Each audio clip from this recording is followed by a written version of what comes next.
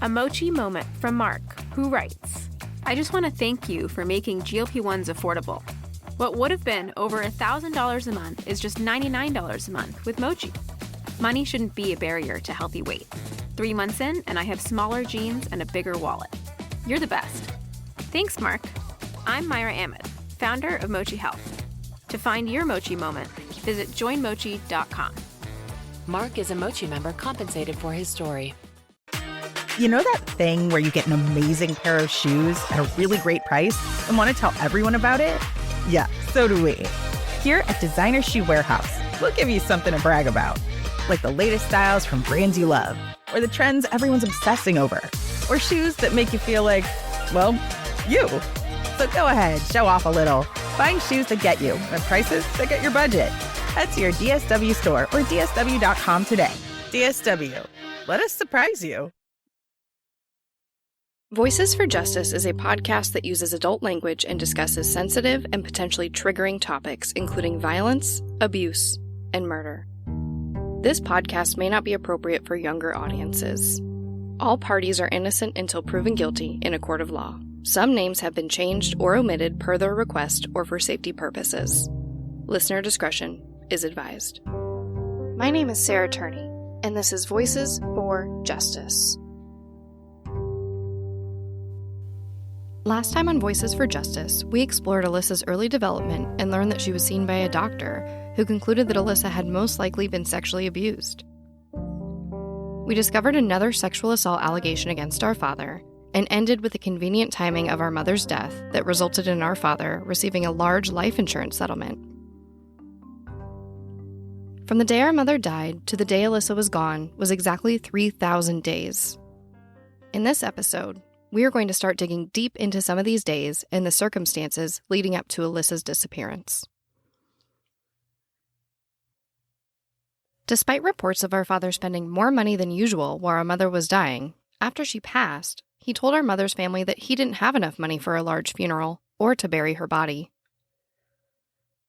So a small ceremony was held 2 days after her death for our father and us kids, and our mother's family paid for her body to be transported and buried in Kansas. But as life does, it went on. Our father was ready to find his next wife and began having an affair with another married woman. This time, it was Alissa's third-grade teacher, Diane Boardman. I'm not sure exactly when they started dating, but by July, only 5 months after our mother's death, she began appearing in home videos, and our father even introduced her to his mother. But Alissa and I weren't upset. We were craving a mother figure. Mrs. Boardman became very close to the family and helped take care of me and Alissa. She bought us clothes, took us to get haircuts, helped with homework, and with the recent death of our mother, we were quick to love her. In her interview with police, Mrs. Boardman said that when she was dating our father, he was a good man who tried his best to be a good father and community member. But as so many have reported before, Mrs. Boardman said he was often paranoid of the police and the electrical union he used to be a member of, and he filed lawsuits often. And then, the police asked Mrs. Boardman about our father's relationship with Alissa. And the report states, Diane told me she never saw Mike physically strike or abuse Alissa. He would talk sternly to her and attempt to use logic when she acted up. Diane said that he did treat Sarah differently. She said he seemed closer to Sarah and was more physically affectionate with her. I asked Diane if she ever saw anything inappropriate between Alissa and Mike. Diane said he seemed like a good father. She then paused and said she did remember one time when she was at the house alone with Alissa when she said, quote, "I'm having sex with my dad," end quote. She said Alissa was just walking past her when she said this. Diane attributed this statement to Alissa acting out and being jealous of her relationship with Mike. I asked Diane if she found it unusual that a child would say this. She said she had never had a child tell her such a thing. This incident was never reported to Child Protective Services and only told to the police after Alissa was gone. But my father talks about this story. In fact, he told ABC 2020 in 2009 it was his favorite memory of Alissa. This entire conversation wasn't aired on the episode, but I have the transcript. And the host asks, "And your favorite story of her?"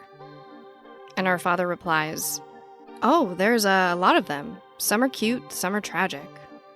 I don't know. When she was 9 years old one time, this is shortly after her mother died, some of the neighbors came in and said, 'Alyssa's telling everybody she had sex.' And I said, 'Are you kidding me?' So I said, 'What are you talking to these people like this for, Alissa?' And she says, 'Well, Dad, don't you have sex when a boy kisses you and sticks his tongue in your mouth?' No, honey, that's not sex. You're not going to get pregnant. But with Alissa, you had to have known her to understand. She was, naive. She was very naive to many things. Didn't comprehend the repercussions of what she did." Our father literally laughs in this interview, like it's a cute story. But the truth is, Alissa was becoming a problem for our father, and he talked about it. In a phone call with his brother-in-law, my father states he had a talk with Alissa and said, quote, "If you keep pumping information out of here on assumptions, repeating some bullshit somebody else said or something else, if you keep talking about everybody, about what goes on in this house, none of which is that bad, you know it gets blown out of proportion to the point where our family is constantly being attacked, Alissa. Then you are gone. I'm not going to put up with it anymore. I've had enough. I mean, surely you can remember to keep your goddamn mouth shut. That ain't a difficult one to remember." And he makes another phone call, this time to Mrs. Boardman. I'm going to read directly from the transcript of this call. Our father states, "Just please be patient with me today. I'm just, I don't know what's bugging me. Maybe it's all this other stuff too, but it's just, oh man, I'm a jerk today. I really am. Took Alissa, took her bags of ice to school, took them there for her and everything like that. And then she had forgotten her Valentine's. So she tells me, she says, 'Would you get my Valentine's for me, Dad?' And I said, 'Alissa, I gotta think about it. I don't know. I'm just so sick of this stuff, Leaving her, forgetting her homework, all that crap. And everything, I just never had anybody that tries so hard to not help. I mean, even Rhett. He was never this obnoxious about it. Obnoxious or whatever her problem is, I just need to, just this morning, I just snapped. When I saw it there, last night when I saw the homework just sitting there, in the book and everything. Something inside of me just went, what the fuck am I doing? Why am I wasting my time with this kid?" And Mrs. Boardman interjects and says, "Well, you're trying." And our father goes on to say, "This kid just don't give a shit. It doesn't give a shit. It never did." That's what probably the crux of this entire thing is. Just exactly what Barbara said. Barbara said it herself. She has a family full of people who would just as soon do it themselves. Just go ahead and do it and worry about the consequences later. That's just exactly the way Alissa is, right to the T. I mean, she doesn't miss one bit or note of that. And she's been that way all her life. I don't think it has anything to do with the ADDs. It's just that she doesn't give a shit. One way or another, she doesn't care. She'll do whatever's the best thing for her, and the rest she doesn't care. I think it's the way she's going to be all of her life. She's going to be just like her aunt. Somebody that somebody will have great sex with, and just go from person to person. And she brings kids in, treats them like shit, and they'll grow up to be criminals. Should probably have her spayed. How's that for a disgusting thought? I'm sorry, that's really gross to say about your own daughter. But I'm just, And Mrs. Boardman interjects and says, "She's not giving you anything to work with. I mean, you've tried." And our father goes on to say, "Don't worry about the rest of this garbage. There's nothing you can do about it. I'm just frustrated over it, Diane." At the bottom of this transcript, there's a note from the detective who reviewed this phone call, and it says, quote, "It should be noted that Alissa would be 9 years old at the time of this conversation. It should also be noted that Michael Roy Turney refers to Alissa as an it and says she should be spayed. He makes a statement that she gives really good sex." Things wouldn't work out with Mrs. Boardman, and soon enough, she broke up with our father and went back to her husband. And after this, our father never brought another woman into our home again. This episode of Voices for Justice is sponsored by Chewy. If you have pets, you probably know about Chewy, and you also know that when they say that they have everything you need to keep your pet happy and healthy, they're not messing around. To keep them happy, Chewy has over 100,000 products from all the brands my pets love at prices I love. To keep them healthy, Chewy offers pet prescriptions, pet insurance, telehealth vet visits, and they're even rolling out vet clinics across the country. I've been shopping with them for a very long time. And in addition to the auto-ship feature that gets the dog's food to them every single month, I also love to experiment with different treats. But I'm a bit picky. For me, it has to be high quality with simple ingredients. I recently picked up treats from Shepherd Boy Farms that are 100% just chicken breast. Popcorn and Heber are already obsessed. Chewy has everything you need to keep your pet happy and healthy. And right now, you can save $20 on your first order and get free shipping by going to chewpanions.chewy.com/SarahETurney. That's chewpanions.chewy.com/SarahETurney to save $20 on your first order with free shipping. chewpanions.chewy.com/SarahETurney. Minimum purchase required. New customers only. Terms and conditions apply. See site for complete details. This episode is sponsored by BetterHelp. May is Mental Health Awareness Month, a reminder that whatever you're going through, you don't have to go through alone. I think we all know that life is a journey. Some days feel good and others feel extremely overwhelming. Whatever's keeping you up at night, it's easy to feel like you have to figure it out all on your own. But the truth is, no one has all the answers, and no one should have to go on this journey alone. Having someone with you to listen, to understand, and support you can make all the difference. That's where BetterHelp comes in. BetterHelp therapists work according to a strict code of conduct and are fully licensed in the US. And they do the initial matching work for you so you can focus on your therapy goals. All you do is fill out a short questionnaire to help identify your needs and preferences. And if you aren't happy with your match, you can switch to a different therapist at any time. With over 30,000 therapists, BetterHelp is the world's largest online therapy platform. And it works. They have an average rating of 4.9 out of 5 for a live session. You don't have to be on this journey alone. Find support and have someone with you in therapy. Sign up and get 10% off at betterhelp.com/justice. That's betterhelp.com/justice. Insurance isn't one size fits all. That's why customers have enjoyed Progressive's Name Your Price tool for years now. With the Name Your Price tool, you tell them what you want to pay, and they'll show you options that fit your budget. So whether you're picking out your first policy or just looking for something that works better for you and your family, they make it easy to see your options. Visit Progressive.com. Find a rate that works for you with the Name Your Price tool. Progressive Casualty Insurance Company and Affiliates. Price and coverage match limited by state law. When I was growing up, my brothers always told me that when my mother died, our father broke. That this is when he really went from being their Superman to someone they could barely recognize. In 2009, one of my brothers even told ABC 2020 this. The man that I grew up with, this isn't him. I don't know who this person is now.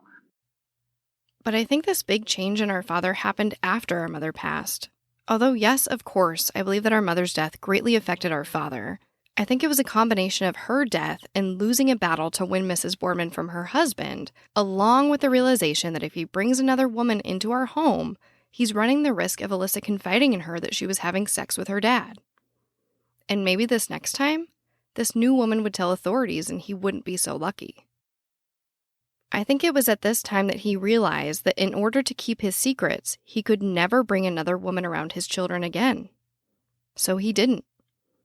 And he had to face the realization that he would never have the family that he had always dreamt of. He even got so upset about this breakup that he wrote a series of suicide notes, one specifically for my brother Mike, with some very clear instructions. Quote, "This document is titled Mike List. It's apparently a directive authored by Mike Turney to his son Michael Seth Turney about his last wishes. In the document, Mike specifies what he wants done with his body and his desire to have Alissa and Sarah cared for by Mike, John, or James. There are 14 directives in this list. The last one reads, I have one video with a letter to Scott Boardman. Please give it to him as is." And then the police add a note, and it says, quote, "It should be noted that Scott Boardman is the husband of Diane Boardman, whom Mike was having an affair with after Barbara Turney's death." It is unknown if the video refers to the video of bondage sex with Diane Boardman located in Mike's bedroom during the search warrant. Obviously, our father wasn't too happy about this breakup, and it only sparked more anger against Alissa. Like we discussed in the last episode, Alissa was always treated differently, and it only got worse as we got older. But that's something I can only see now. It was so confusing when I was younger, because in one breath, our father gave us very strict rules about not calling each other step or half siblings. It was drilled into us that we were a family. I even found a clip of Alissa talking about this very thing. Relax. Yeah, is Sarah your only baby? Who? Sarah. No, John's my baby, and so are you. No.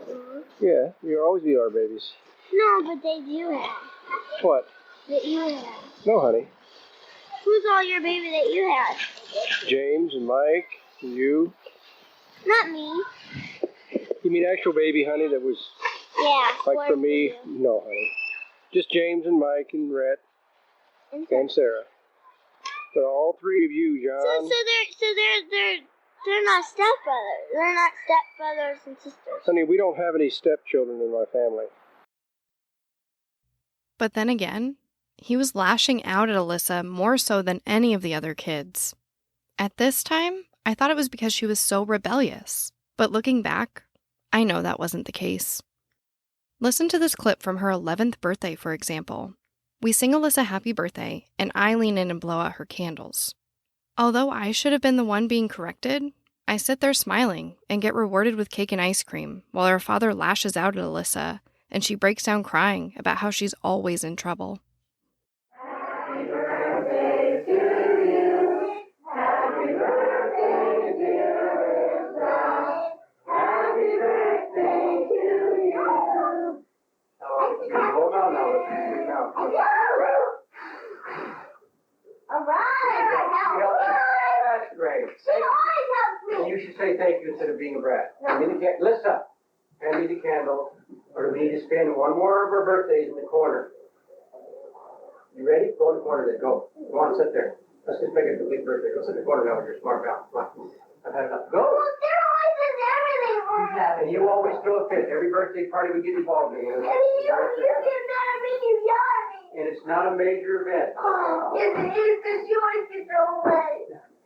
Can we go on now with this? I was still pretty young at this time, and generally oblivious to the world. It's hard to know exactly how Alissa felt, so I reached out to one of her oldest friends, Janae. Janae grew up just a few blocks over. She was even at that birthday party. Here's Janae and what she remembers about Alissa, her relationship with our father, and the abuse. She was such a vivacious, outgoing, outspoken person. She was amazing. Yeah. And I mean, your sister was a hard ass. She was like, she would tell it like it is, no matter what. And she had an attitude. She was a firecracker. Yeah.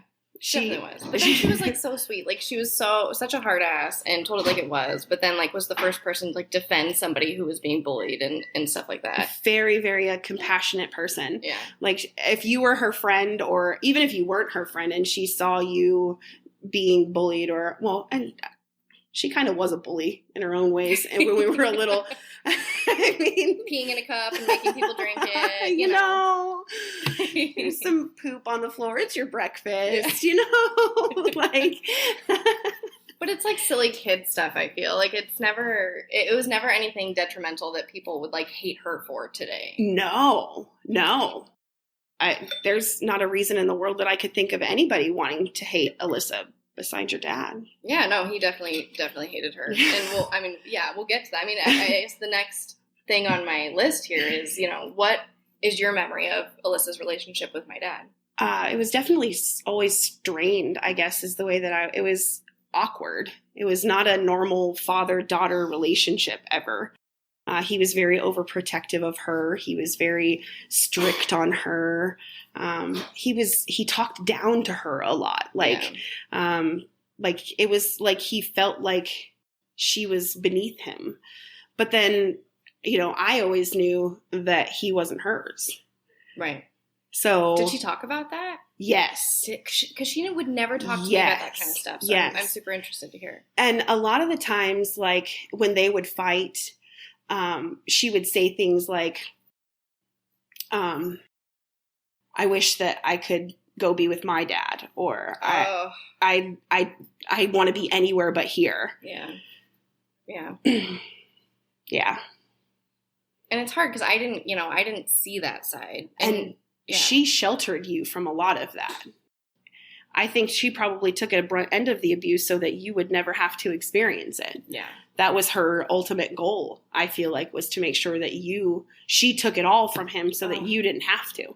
That's so hard. That's so hard. Like, because I mean, we fought all the time. I mean, you probably saw it. Like, we were so mean to each other. You were, and I know when we were really young, like, she resented you a lot for your relationship with your dad, and because he treated you two polar opposite, and she saw it and she felt it and she hated that and she resented you for it because you're kids, right? When you're 10 and your little sister gets everything and you get nothing, you feel some type of way about it. Oh, absolutely. No. And I also felt resentment towards her. And we would always fight about it because I was like, you get all the attention from dad. Because I was such a daddy's girl. I wanted all the attention, but he let me do whatever I wanted and didn't care if I was out all night. Yeah. And so that hurt me. And I wanted him to be more like he was with Alissa with me, which is crazy now. Insane now, yes. But as a kid, I was like, I want that. Like, why don't you care about if I'm going to school? You know what I mean? But I think he might have purposely created it that way so that we would fight. Yes. I think he liked it when you fought because he could always then punish Alissa, and you would get rewarded. Right. Like, he would buy you whatever you wanted. Yeah. But if Alissa, like, needed something, yeah, like, she had to list reasons why, and, yeah, no, it's so hard. As we got older, there were definitely red flags. But there was nothing that I could do about it as a 11 or 12-year-old girl. Right. And I think maybe my mom was in a way scared of your dad, or scared of what he might do. Sure. If she was to, because I would imagine that her and my dad probably had conversations about how they were going to get Alissa out of there. You think? I think so. Yeah. I would imagine so. Because my mom wanted to protect Alissa. My mom was adamant about protecting Alissa. I know that after we realized that Alissa was gone, and I know that when the 2020 thing came out and a lot of attention was being brought to her case, my mom, reflected on a lot of those things and wish she would have done things differently for sure. Yeah, I think we all did. Oh, yeah. But, there's nothing. My mom probably could have done something. I feel like my mom could have, but she was probably scared of what Mike would have done to us or me if she would have said something about the abuse that was going on over there. Yeah, hindsight's 20/20. There's a lot of people that feel that way. But yeah, you were mentioning earlier that your mom would almost not let her go home. Yeah. I remember my mom and Mike getting into arguments over the phone, and, no, she's going to stay one more night. No, I'm going to keep her for the week. I'll bring her back on Sunday. And, right. He would be like, well, she needs to do that. No, she doesn't. Good for your mom. Good for your mom. She's staying here. I've got her. Yeah. I'll take care of her. And what kind of things did Alissa say that would make her react that way? That he was touching her and doing inappropriate things with her. That's so hard. Yeah. That's insane. And I know she told Miss Boardman too. Yeah. And you said the police have never talked to you. Is that right? No, I've never talked to the police about Alissa. And never your mom? No. Looking for a fresh start, our father took a new job in the electrical field in Montana. Once again, he left his sons to care for the family home in Phoenix, and he moved me, Alissa, and John to a new city. But it wouldn't last long. After a few months, our father claims that a man on the job site tried to kill him by knocking him off the roof of a building that they were working on with a ladder. But the man failed, and supposedly shattered our father's leg with the ladder instead. He filed for disability and never worked again. But when I got older, I realized that our father never even had a cast on his leg or walked with crutches. And as a condition of his disability, he would begin seeing a psychiatrist multiple times a week. Of course, now I know that the shattered leg story was another lie. He filed for disability for psychiatric reasons, mostly due to post-traumatic stress from the paranoia of the union and the death of his wife. His psychiatric evaluations around this time state that for these reasons, he was unable to hold down a job. I have several psychiatric evaluations of my father, but I am by no means a professional in this vertical. And to be honest, he was known to lie to and manipulate his psychiatrists, so I doubt the validity of any of those results. But at this point, there was no doubt that he was suffering from depression, paranoia, and extremely disturbing thoughts, to say the least. And now, with so much free time, it only got worse. I actually found a letter where my father outlines how he felt at this time, and he also talks about a very disturbing reoccurring dream he was having. This letter is dated December 28, 1995. He begins by writing, "I survived another day. My mind is such a strange thing. It is as though it belongs to someone else. I'm beginning to feel that I am separating from it. Each time I do seem to withdraw more and more. I don't even like to leave my room. It is the only place I feel secure. I have prayed to God, but each time I start thinking about how wonderful it would be to be with him. The dreams are endless. The dreams about the big black guy in the warehouse, the man molesting my children, and I can't stop it, but have to watch. The new ones are about me being in a cage, and I'm being poked and hit by a person that changes from man to woman. I am bleeding and my guts are falling out with a lot of pain, but no one will help me, and I can't wake myself up." In addition to this letter, it was around this time that my father makes a call to his ex-wife's younger sister that we learned about in episode 2. The one he admitted to handcuffing to the bed and sexually assaulting while he was supposedly sleepwalking. He says he's depressed and lonely, and he remembers her nightgown from the night he handcuffed her to that bed. And then he segues into talking about Alissa, who's only 12 at this point, and he expresses concern over her being promiscuous and attracting all the neighborhood boys. And then he segues again into talking about bondage, and he asks her if she would be into that, and she ends the conversation. I want to share another piece of writing by our father that I think is relevant to the story. It's not addressed to anyone in particular, but clearly directed at someone. It's titled, "There's Honor in Suicide," and I think it gives us an insightful look into how my father really felt about himself and the world at this time. It reads, "You have finally convinced me that there are bad people everywhere, that this world is filled with liars, thieves, and endless corruption. You are living proof that they will continue to flourish, that there isn't a right and wrong, but only gray areas. I have never seen the world as black and white. I have tried my best not to judge others who were too weak to stand up for right and wrong in a world filled with technicalities created by lying lawyers and idiots who idolize them. The clone has risen and now rules this planet at the whim of any group buying their collective stupidity. They childishly give the power to these corrupt, dishonest few, then complain like children when they are caught, but do nothing but practice their clonism. It's most important for them to make sure that they do whatever they are told and never question the clone leader. People think I'm sick. It is you that has that honor. All things must come to an end. This great civilization is led by men who became wealthy from the death and suffering of people too clonish to question their behavior. I know you'll all have to combine your weak minds to understand what I have written.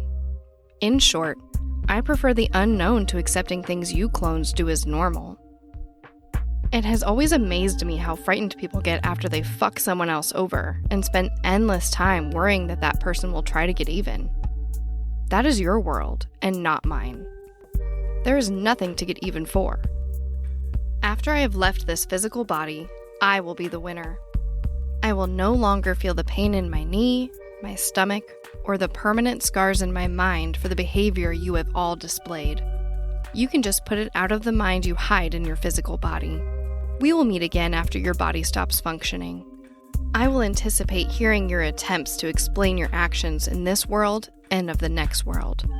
I do not believe the sin for 6 and confess for 1 will fly.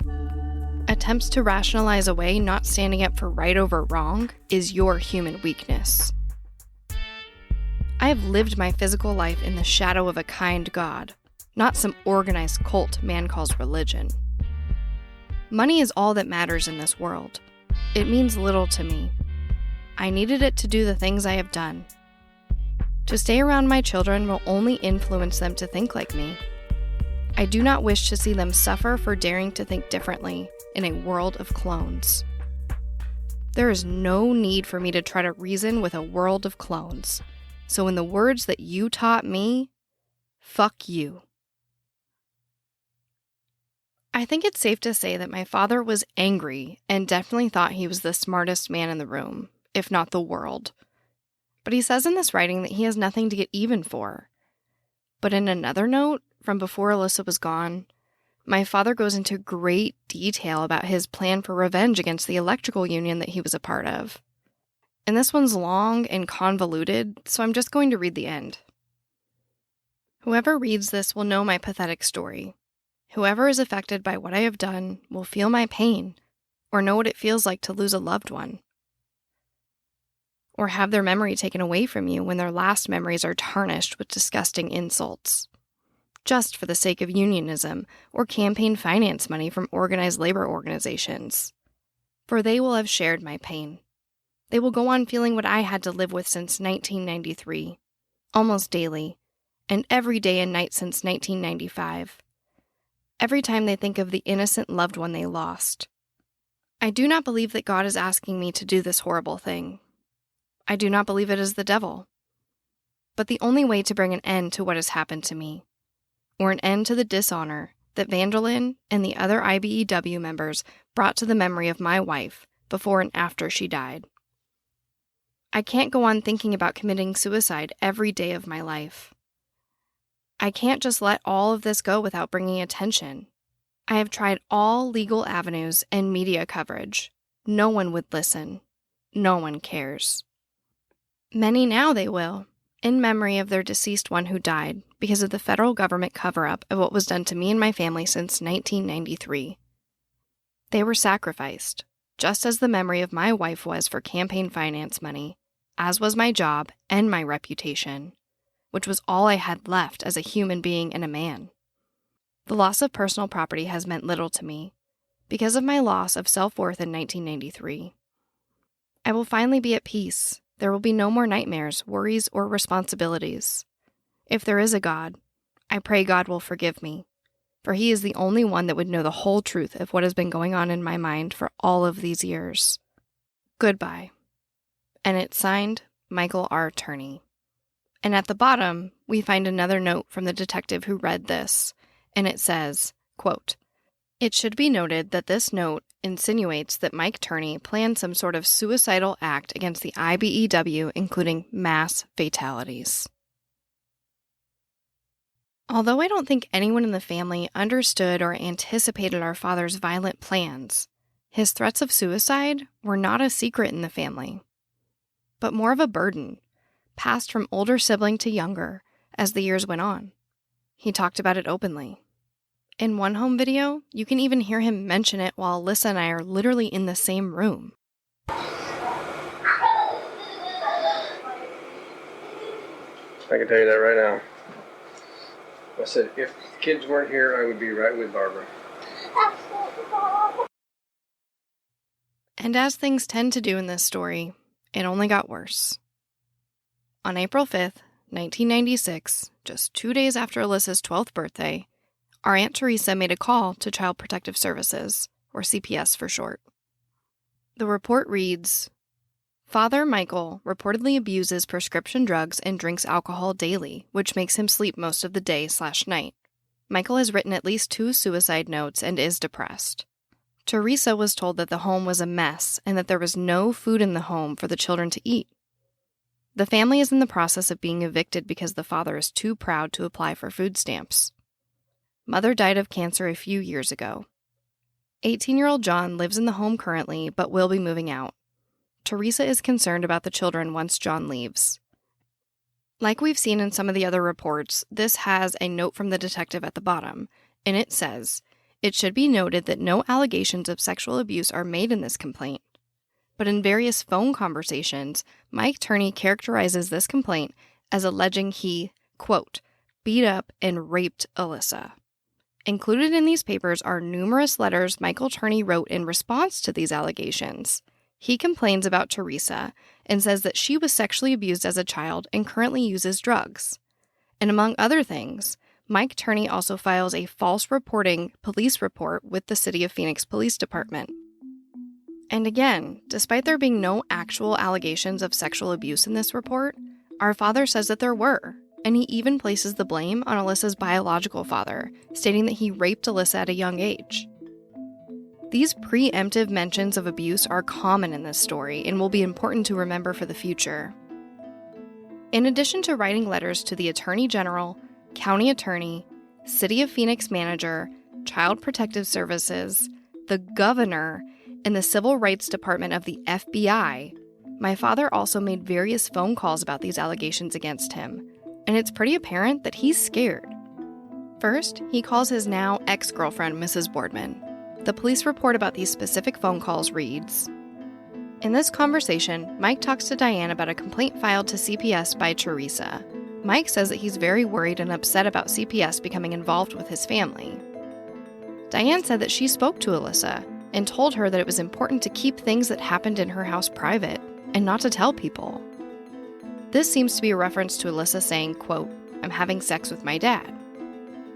Mike says that he's worried about something happening to himself and how Sarah would deal with being in a foster home. Mike says, Alissa has said things in the past, not realizing what kind of repercussions that can happen over that. He also says, 'It's a concern of mine. I didn't want to have to fight for my freedom because an overly exuberant state agency and a young child didn't realize what it was saying. It's pretty frightening. My stomach has rolled over about 15 times. This kind of stuff puts me in sheer terror.'" The next recorded call is to Child Protective Services. Mike leaves a message. He wants to know whether the case is unfounded. Mike then places a call to the Attorney General's office about his concern about someone using CPS to abuse him and his family. And in a second call to the Attorney General's office, Mike mentions that Alissa was raped when she was 2.5 and that this was done by her father, not him. In another conversation between Mike Turney and his neighbor, Mike states that his son, John Turney, is very violent towards Alissa and that he has hit her with a bat. He says that Alissa is scared shitless of John. He also mentions that someone called CPS and said that he beat up and raped Alissa. I can say with absolute certainty that neither Alissa or I were ever afraid of any of our brothers. In addition to this statement about John, our father states that our brother only made these allegations to Teresa in order to blackmail him into buying him a motorcycle. And as he does, our father takes it a step further and has John sign a contract that he actually has notarized. There are 19 points in this contract, and I'm going to read them all for you. 1. I have lived with Michael Turney since the age of 7. 2. Michael Turney adopted me and my sister Alissa Turney. 3. Michael Turney has raised Alissa and I as his own children, treating us the same as his other 3 children. 4. Mike Turney has insisted that we don't use the phrases half-sister or half-brother. 5.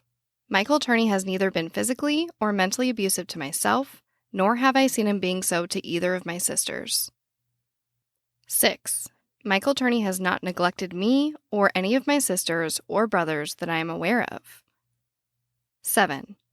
Michael Turney has maintained a smoking, alcohol, and drug abuse-free home since the death of my mother. 8. I have not witnessed any sexual abuse of my sisters. 9. Michael Turney did give me the money to buy my present vehicle as my graduation vehicle, as he has all 3 of my older brothers. 10. Michael Turney has been my dad for these many years, and although we do disagree on things, now that I'm a man, he has always treated me fairly. 11. I contacted my natural father and my Aunt Lynette in April of this year because I needed money.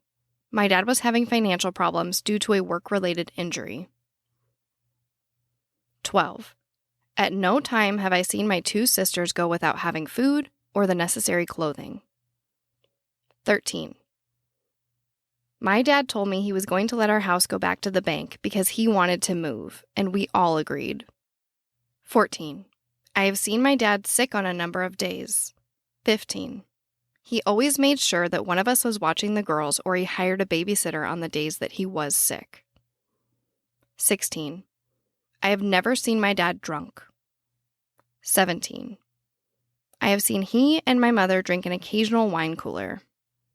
18. He has constantly counseled me and my sisters about not smoking, using illegal drugs, or abusing alcoholic beverages. 19. Although our home has been messy many times due to my sisters, my dad has ensured that the house never remained that way or become filthy. And it's signed, John Allen Turney.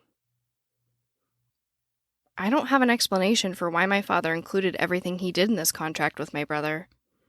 And although I highly doubt that this could be used in any formal legal situation, the intention of covering his tracks is pretty clear here. I'd also like to point out the statement he makes about giving John money for a vehicle. My father will do this several times throughout this story, but he appears to poke a hole in his own story here. In one breath, he says John is making these things up so he'll buy him a motorcycle. And in the next, he makes him sign with a notary present that he was given money to buy a vehicle. This contract is just the first of many we will explore in this episode. This episode of Voices for Justice is brought to you by Quince. I've been trying to be more intentional about what I wear each day. I'm leaning into pieces that feel effortless, comfortable, and still put together. And Quince has been my go-to. The fabrics feel elevated, the fits are flattering, and everything just works without overthinking it. They use premium materials like 100% European linen, organic cotton, and ultra-soft denim. And the best part? Everything is priced 50 to 80% less than similar brands. They work directly with ethical factories and cut out the middlemen, so you're paying for quality and craftsmanship, not brand markup. I recently just ordered their tiered linen dress, of course in black. I wanted to pair it with one of my favorite pairs of brown wedges. The problem was, I didn't have a brown purse. So I got that from Quince too. It's one of my favorite outfits. It's easy, effortless, and feels amazing, especially as we're getting a little bit warmer here in Phoenix. Refresh your everyday with luxury you'll actually use. Head to quince.com/justice for free shipping on your order and 365-day returns. Now available in Canada too. That's QUINCE.com/justice for free shipping and 365-day returns. Quince.com/justice.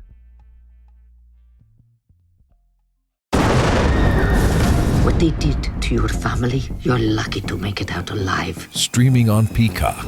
These men are going to come after me. Taking them out is my only chance. Put a bullet in her head.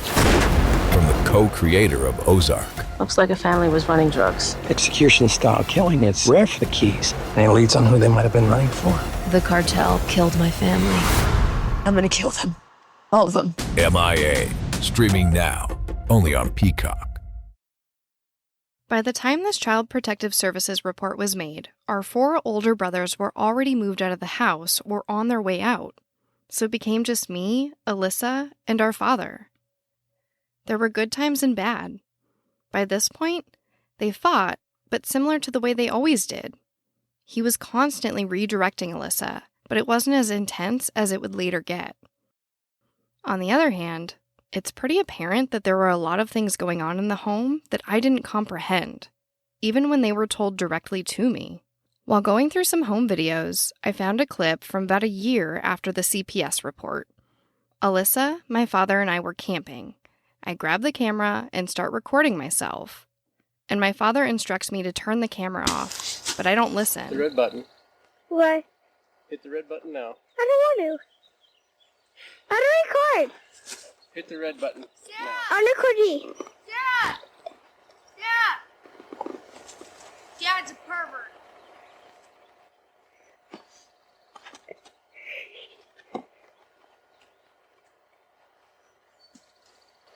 Sir, give me the camera now.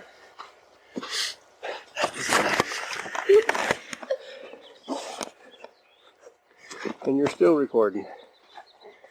Alissa is stupid moron. Alyssa's a stupid moron.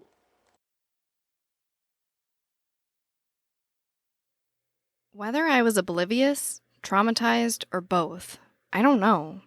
But I didn't see it, and I have no memory of her making this statement. But given what we know thus far, I think it's safe to say it was a cry for help. Our father was obviously upset by what she said, and he scrambles to discredit her by calling her a stupid moron. So at this point in the story, a doctor has concluded that Alissa had scarring in her vagina. Alissa told at least 3 adults that she was being touched by or having sex with her father, and she just told her little sister that their father is a pervert. In addition to all of this, our father made our brother John sign a contract stating that Alissa was never sexually abused.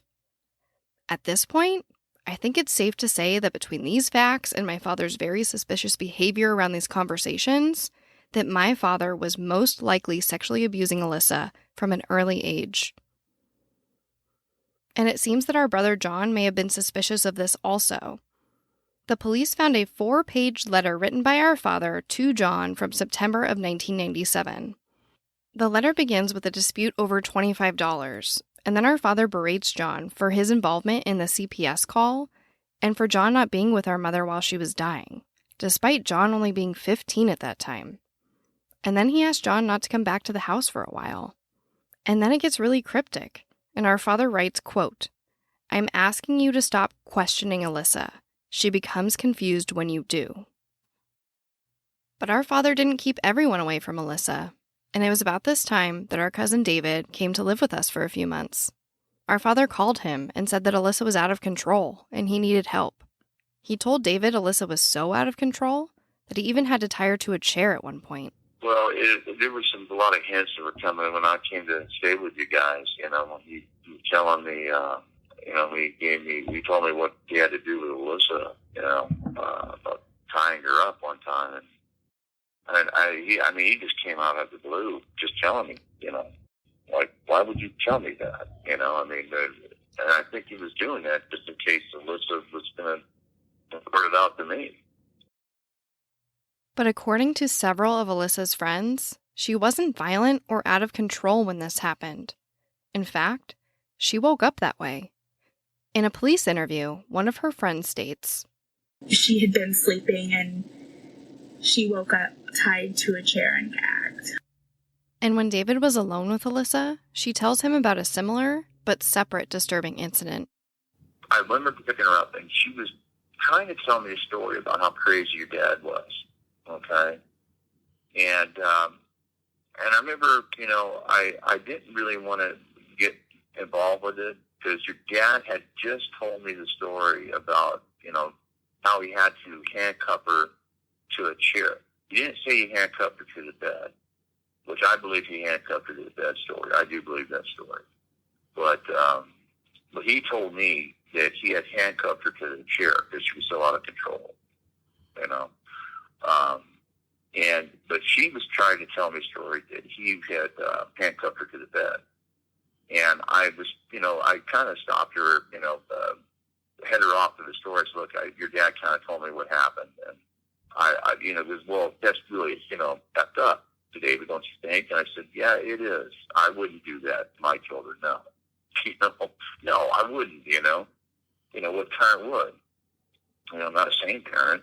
You know, I mean, that's insane. You know, I mean, to do that to a child is no. You know, that is insane. Yeah. I mean, unless there was something really seriously mentally going. You know, the child was trying to hurt themselves, maybe. You know, but again, no. You know, but anyway, you know, so she was trying to tell me that. I think she was trying to maybe open up and saying, hey, you know, my dad's doing some sick stuff, and you know, because she was trying to open up, and I was, you know, there for maybe a couple of weeks, you know, and, you know, your sister was trying to open up a little bit to me, you know, because I'm still, you know, I'm an adult, you know, she saw how close I was to your dad, and, you know, she didn't know how to trust me, and I ain't saying I could have been, well, she knew the enemy, you know, so, and I wouldn't blame her, you know, because I would have thought the same thing, you know, if I was in her shoes, so, you know, but anyway, you know, but but I started getting her trust a little bit, and and I just told her, I said, look, I'm not gonna, and I never told, like if she confided in anything, I never went to Tulsa on anything, because I didn't believe in doing that kind of crap, but she never really confided in anything else in me other than just trying to tell me that story. But I wish I would have shut my mouth and just let her go on and tell me, what happened to her. But it didn't matter because I saw the evidence myself. And you're probably asking, what evidence was David talking about seeing for himself? Well, David says he found something while living in our home. Something so shocking that after finding it, he moved out immediately and never spoke to our father, his once beloved uncle, again. Next time on Voices for Justice. Yeah, do you want to tell that story about finding the videotape? Yeah, it was really weird because what was just odd about her rules is just the restrictions that she had on who she could be around, the ways that she could communicate with them privately. And so we get to your house, and I can see the little red light in the vent in the living room, and I was like, is that fucking real? Is that a camera? She's like, yeah, he records everything. And I'm like, that's fucking creepy.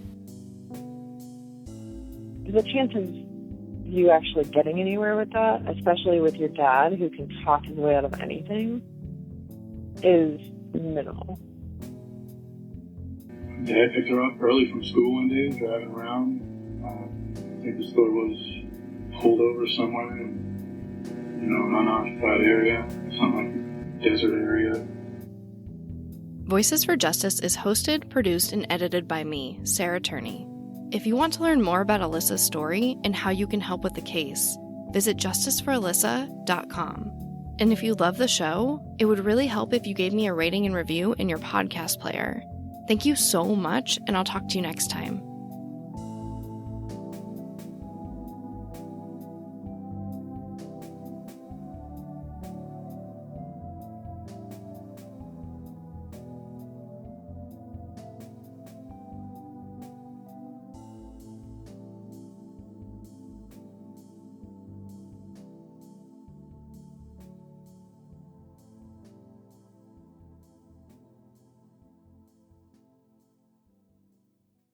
Close your eyes. Listen to Monday.com. Feel the sensation of an AI work platform. So flexible and intuitive, it feels like it was built just for you. Now open your eyes, go to Monday.com, start for free, and finally breathe.